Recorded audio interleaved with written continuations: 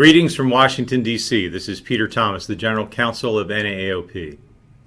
Well, the NAAOP recently met as a board in San Antonio, Texas, in coordination with the AOPA General Assembly meeting. We had a wonderful meeting, accomplished a lot, and also met with our sister and brother organizations in the orthotic and prosthetic field through the Orthotic and Prosthetic Alliance. NAAOP is very pleased and proud to announce the election of 4 new board members. Ben Auzine, who is the North American Vice President of Blatchford, Stephen Miller, who is the Regional Vice President of Hanger and is a CPO himself, Adam Miller, who is the current President of OPGA, and Dr. Jeffrey Kane, a family physician, a bilateral amputee, and a user of osseointegration prostheses.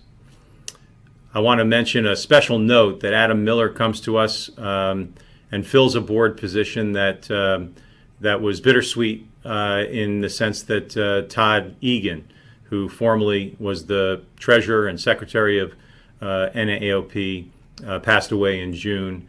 And we wanted to make sure that OPGA was well represented on the NAAOP board. And we thank Adam for stepping in to this leadership role. We thank all the new board members and our existing board members for their leadership and for their participation in the NAAOP, and of course our members for supporting our efforts through the years.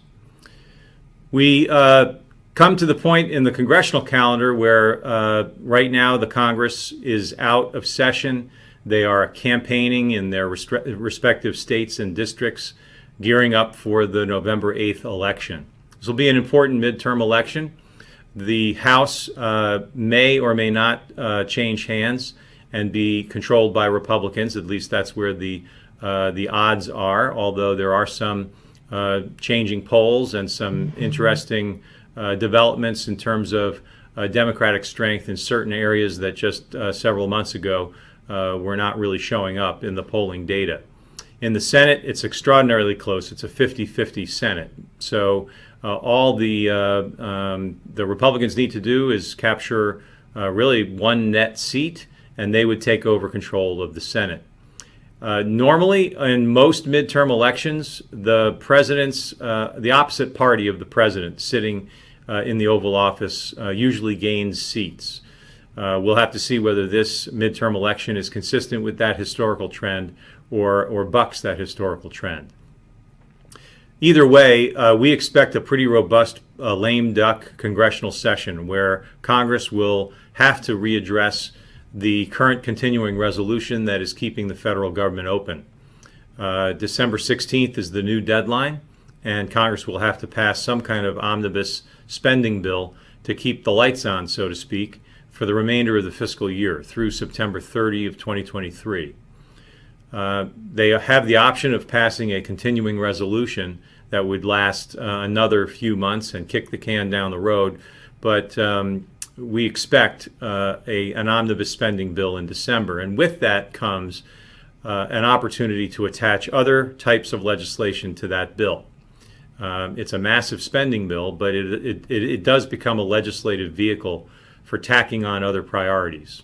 We're of course hopeful that the O&P legislation that we've been working so hard to pass along with AOPA and other O&P organizations, HR 1990, will be part of that package, or at least part of the bill will be part of that package. We're working very intently, and we know you've done your part to try to convince your representatives and senators to join on as co-sponsors to that legislation. Either way, Congress will most definitely come back into session and pass something in December, and so NAAOP will remain vigilant. The fly-in that we held this past summer was very successful. We plan on doing another one next year. We also had 2 fellows this summer, and that we viewed as a very strong success. We also plan on having a fellowship program in the summer of 2023. With your support, we'll continue doing these things and moving into other areas as well.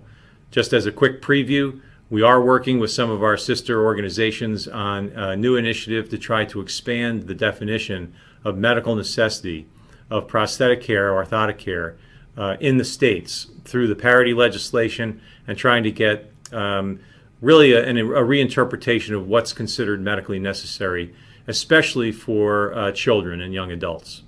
So with that, we thank you for your membership. Have a great month.